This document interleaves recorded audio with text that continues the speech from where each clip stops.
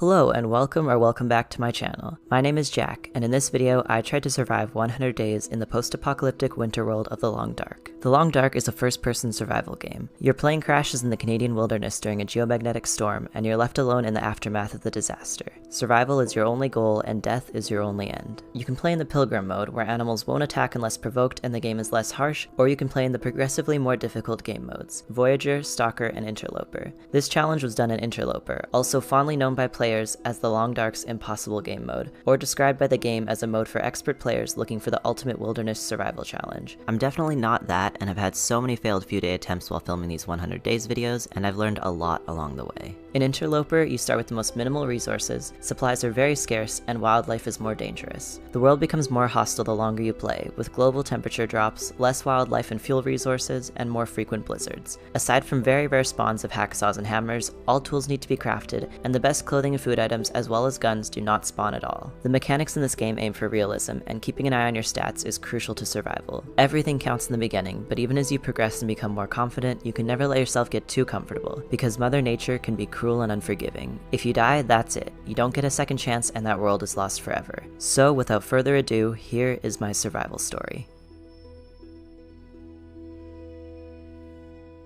I spawned into Pleasant Valley in the middle of what felt like an endless mountainous forest and ran around aimlessly for a minute until I stumbled across a snowy road with a bridge. I followed it to a shed with a dead deer inside, which I couldn't do anything with since I had no tools, and then continued along the road to another shed, finding a book. I stuck to the path, keeping my eyes peeled for predators, and found a tree farm where I saw some wolves lurking in the distance, so I was super careful and stayed crouched as much as possible while following the path to the Pleasant Valley farmstead, making a dash to the farmhouse and saving myself from getting frostbitten. I found a few bits of food inside, a can opener, and actually had pretty good luck with finding clothes, even if they were mediocre ones. The thermal pants were nice though. I found a whetstone in the basement, so I was now set in terms of being able to repair my tools in the future, but other than that, the house was pretty bare. I napped for an hour to finish warming up and to wait for the blizzard that had picked up outside to pass, but I slept for an hour 4 separate times and the blizzard was refusing to budge, as was I because I knew I'd just get lost and freeze to death if I stepped out there, so I began to go around harvesting curtains for cloth and crates for wood, so I was at least doing something productive while waiting. Night was beginning to fall, and while I really didn't want to have to travel in the dark, I also didn't want to waste time holing up in the house overnight. I eventually began to run out of curtains to harvest and repaired my jeans for a bit before stepping outside for the 10th time, and it finally looked like it was starting to calm down. I would have liked to wait until it had fully gotten quiet, but I didn't have the luxury of sitting around, so off I went. I stuck to the path again until I saw a barn in the distance starting to run, and then I heard a wolf bark at me as I was running out of sprint, and oh my god, that walk to the tractor was painful. I only stayed in there for a few seconds before hopping out and making it safely into the barn with the wolf close behind. It was so dark I couldn't see much, so I felt my way along the walls hoping to happen upon loot, but as far as I could tell there wasn't any, so I slept in the hay for an hour before heading back out, hoping the wolf was gone. Apparently the wolf was the least of my problems though, because when I stepped outside the first thing I saw was a bear, but luckily it didn't see me and I planned to keep it that way. I snuck away and continued along the road, ducking into cars as I went but not finding anything in them, then made it to another barn, but upon entering was quickly disappointed when I realized I couldn't see shit. I also didn't have a bedroll yet, so I couldn't at the very least sleep in there to pass time until it was light out, so I had no choice but to keep moving and hope I wasn't missing any crazy good loot. I was getting pretty lucky with my lack of wolf encounters and made it safely to Thompson's Crossing, so on edge as I sprinted into the community hall, which was, again, you guessed it, too dark to properly see in. I was feeling like Helen Keller, emphasis on the hell. I could see a little bit though when I went into the main room, squinting as I looted what I could semi-see in the kitchen, then slept in a random bedroll on the floor after eating a tiny bit. It was pleasantly clear out in the morning, and I wandered around town looting buildings, finding some more clothes but getting increasingly worried about the lack of matches. I still had no way to start a fire, so I wouldn't be able to make my own water, which would obviously mean a quick end to a run. After checking every building in the town and wishing I had a Fitbit to see how many steps I was getting in running from wolves, I still had no matches, but I had a decent amount of food and some half-okay clothes, so after one more quick rest, it was time to move on. I made my way up a mining road and into the cave system that would take me out of Pleasant Valley, but as I was climbing in the entrance, I had an oh shit moment when I realized I had no source of light to get me through it, and thought I'd have to backtrack all the way through the region to go to a different transition zone. Luckily though, because I have my in-game brightness up a bit higher than average so that my videos aren't overly dark, I was able to see just enough to navigate through and found a decent amount of loot on the way. I had found so much good stuff, I would be so confident in this run if it weren't for the issue of still not having matches. All I could do was go on and keep searching in hopes of finding some while I still had enough water to stay hydrated. It was a crystal clear day when I stepped into the coastal highway region, sun shining bright and the sound of the waves giving me my first sense of peace since starting my run. I went down the hill to loot a small trailer, then ran back up the hill, creeping along the fence with my heart thumping, expecting a wolf to pop out at any moment with how suspiciously quiet it was. I nearly jumped out of my seat when a deer bolted in front of me, but I rounded the corner and found safety in a towering lookout ahead just as it started to snow. On top of that, when I made it up, I found a hacksaw. That was a game changer. I can now harvest animals and cut down saplings so I could make some progress in terms of crafting. Now I just needed some way to start fires and I'd be set. There was also an ominous note on a bench, very poetic and captured the vibe of the game so well. I crafted some improvised hand wraps to pass time, only to realize I should have checked the stats because they were worse than the shitty driving gloves I already had on, so that was a waste of time and resources. I crafted some wound dressings before finally going to sleep with my energy fully drained. I woke up halfway through the night to my first aurora of this run, and wow was it ever gorgeous from up high. The view of the region was stunning, and even though I was freezing, I couldn't help but stand outside for a while to admire it before going back to bed. The aurora still lingered in the sky just a bit when I headed out, creating such a pretty pastel look, starting the day off on a good note. It was super freezing when I stepped out, but I couldn't hide out all day, so I set off following the snowy path, trying to cut through the trees down the mountain to reach the coastal town site faster, but ending up at a random trailer instead. I napped there for an hour to get warm faster, then continued running until I spotted the town, hearing a moose I had definitely not seen charge at me just as I reached the safety of a house. I found so much food inside, so lucky. Not only that, but when I got into the Quonset garage, there were even more insane amounts of food.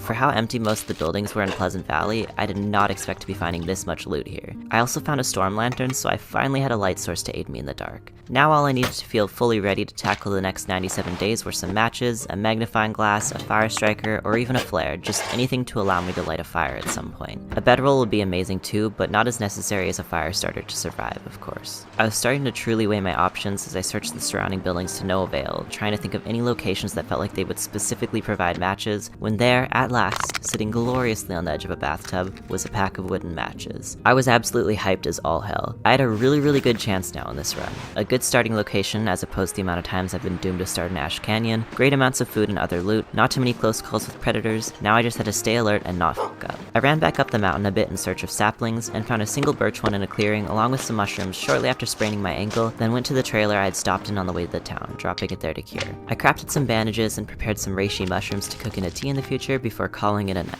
I continued along the path in the morning, stumbling across fresh bare paw prints and immediately dropping into a crouch as I rounded the corner and saw the big boy behind the prints. I had no choice but to follow behind because it was going the same way I needed to go to get to a cluster of cabins, and it was a very tense, slow walk, but I eventually made it. I decided to hunt one of the rabbits in the area, taking one out with a stone and quickly finishing it off before going back into the cabin. I harvested the guts and hides so I could drop them on the floor to cure before looting the two cabins in the clearing, not finding much, then climbing the rope behind the cabins and harvesting a maple sapling. Since the last run, I've learned more about Interloper thanks to your comments and advice, and I now know that during the first 10 days it's important to cover as much ground as possible and focus on looting rather than crafting, because once it reaches day 50, the weather will be basically unlivable without warm crafted clothes from animal hides, and the longer I wait to travel and loot, the harder it'll be to do so as it gets colder. So I made the decision to backtrack through the region up to Pleasant Valley and eventually to Mystery Lake, harvesting what I hoped would be plenty of saplings along the way. Although I knew it was something I'd want to do before the weather got too bad, I definitely didn't feel ready to explore Timberwolf Mountain yet, so I'd be sticking to the lower end of Pleasant Valley, more focused on getting to Mystery Lake than anything. I made it back to Thompson's Crossing after a close encounter with a bear and settled down for the night in the community hall.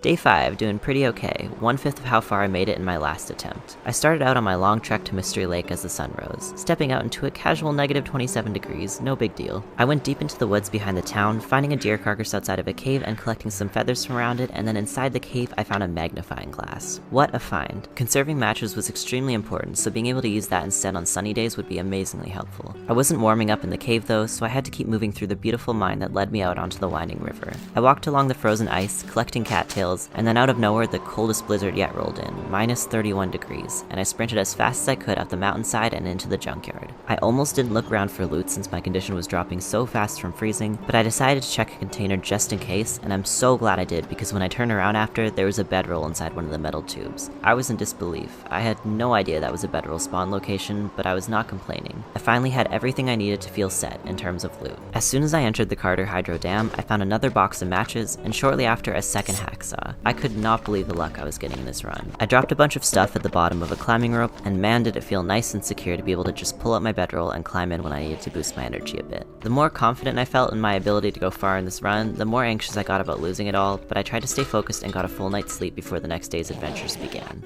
I began looting the dam, not finding much until I got my hands on a pry bar. So many lockers I had come across were locked, so this was a great find. I took water from the toilets and finished searching the whole place by mid-morning, so I stepped outside to check on the weather, and the horrendous blizzard had finally passed over, making way for a clear, sunny sky. I cautiously left the fenced-in area and crouch walked to a truck, as I had already spotted a wolf just across the road, and then checked out the 2 trailers in the clearing, finding a good amount of food again before heading back out. It was freezing once again, and I was beginning to worry that this was the new norm, my temperature immediately fully depleting as I harvested a ton of mushrooms. Luckily though, after going back inside and napping for an hour, I came back out and the temperature was much better, only a couple degrees below 0. Staying crouched was painfully slow and tested my patience at times, but I knew it would be so worth it to be safe rather than sorry, so that's how I traveled, since with the less harsh temperatures, I could afford to take my time, at least for a little bit. I cut down a bunch of birch saplings, picked up some birch bark, harvested so many cattails along the frozen river, and collected some feathers for arrows around a corpse and deer carcass I found in a clearing near a hunter's blind that had some good stuff inside, including a flare, so now I finally had a reliable tool to protect myself from wolves. I crawled into a half-sheltered cave and made my first fire of the run because I wanted to warm up and cook a bunch of teas from the resources I had gathered, and got in an hour of sleep to speed up the warming process, which had me so on edge that I was going to wake up to a blizzard, or worse, freeze to death in my sleep, but I made it through. A blizzard did begin to pick up, however, just as my fire died out, so I picked up all my stuff and all I could do was run, thankful for the hot drinks in my bag in case I needed to quickly warm up a bit. Running through that blizzard was absolutely horrifying. I was obviously freezing within less than a minute, and I was relying on the memory of the distance of the map to try to find my way to the main cabin.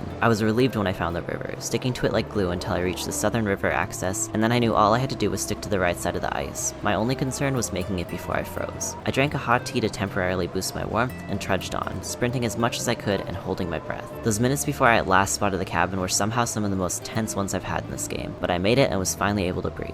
I went straight upstairs to drop my saplings, ate just enough to get me through the night, and then drank birch bark tea to speed up the healing of my condition while I slept. In the morning, I prepared some more mushrooms and rose hips for making tea in the future as I waited for the sun to rise enough for me to be able to see, and then I went around looting the beautiful cabin, finding most notably a research book and another magnifying lens. I decided to head out and look for more saplings, because even though I had some in other regions, I was now wondering if it would be faster to just collect more here and let them cure, while I ran to the forge and Forlorn musket instead to forge arrowheads and tools. I knew time was ticking for acquiring a bow and beginning to take down animals for clothes, so with a new sense of urgency, I headed out, navigating through the mountain to a large, tranquil clearing that I knew had potential sapling spawns. There was a cave with a corpse inside and next to it a marine flare, so I now had 2 chances to scare wolves off, thankfully. Unfortunately, after wandering around the clearing, I found no saplings, but I did find some more birch bark and take out 2 rabbits as the wind began to pick up, and then I ran back to the cave for safety. It was so cold outside that I was still freezing in the cave, so I had no choice but to make another fire, although I had a lot of stuff I needed to do with it anyway, so it wasn't too big of a deal. I cooked a bunch of different teas while harvesting just the guts and meat from the rabbits, because the hides would take too long, and I wasn't in as big of a rush to craft the rabbit skin mittens as I was with other clothes, then left the cave when the fire burned out and the sun began to set. But then, oh my god, did my stomach ever drop as I walked along the edge of the lake towards a cabin. I just kept repeating, as long as I don't run into a wolf, in my head, because I was so close to safety for the night, but then just as the cabin was almost within reach, I heard the chilling bark and immediately backed up. I did not want to use a flare unless absolutely necessary, because I knew my odds of having to use one at the homestead and Forlorn musket were pretty high, so I kept backing away in a wide circle to try and gain some distance, then booked it into the cabin, running around the side and into the door just as the wolf snarls grew close. Way too close for comfort. I knew one of these days I wouldn't be as lucky, it was only a matter of time, but for now I was safe and thankful. I found another box of matches in the cabin, speaking of luck, then made sure I was hydrated and fed before drinking another birch bark tea and knocking out for 10 hours for maximum condition repair.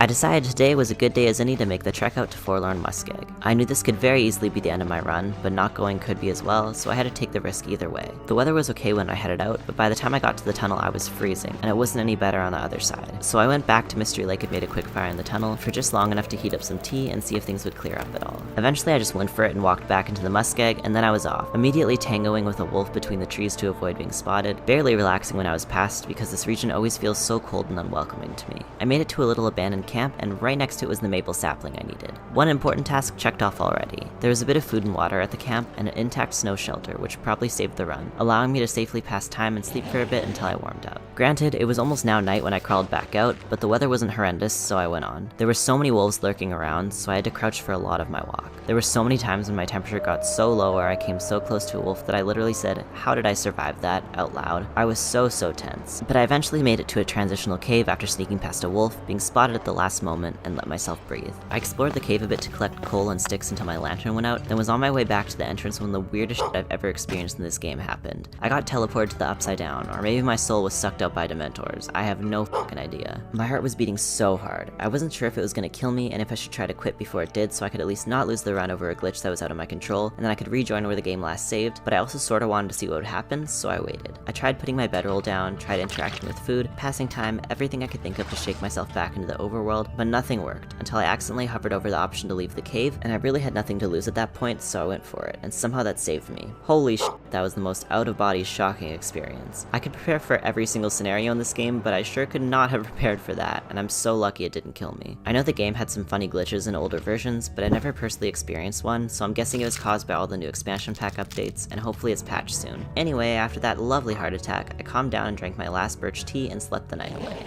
The weather was way too cold for the amount of distance I'd have to travel without a proper shelter in between, so I stayed in for the whole day preparing mushrooms and rose hips and reading, checking every hour to see if the weather had cleared, and it didn't at all until sunset. Then I began another painfully slow crawl through the trees until the bunkhouses of the farmyard came into view, guarded by 2 wolves. I was so careful, staying crouched the whole time, zigzagging between stumps and buildings. I would have gone around the area, but I needed to see if there was a heavy hammer around the bunkhouses in case there wasn't one in the farmstead. I found a hacksaw, but I still needed to keep searching. The wolves got way too close for comfort though, so I hid behind some pallets and stayed crouched, trying to figure out which way to crawl so we wouldn't come face to face, but I guess I wasn't as hidden as I thought, because one of them perked up and rounded the corner so quickly, I had no chance to get my flare lit. The wolf jumped me so fast and I panicked so hard because this was my first time getting attacked in an interloper in weeks, but I somehow managed to fend it off with just a pry bar. By the time I got up though, the other one was already locked onto me, and I again didn't have any time to get my flare lit, and at that point I stood no chance. My condition fell rapidly and the wolf got the best of me. And then I was gone. Just like that, a reminder of how fast things can always go south.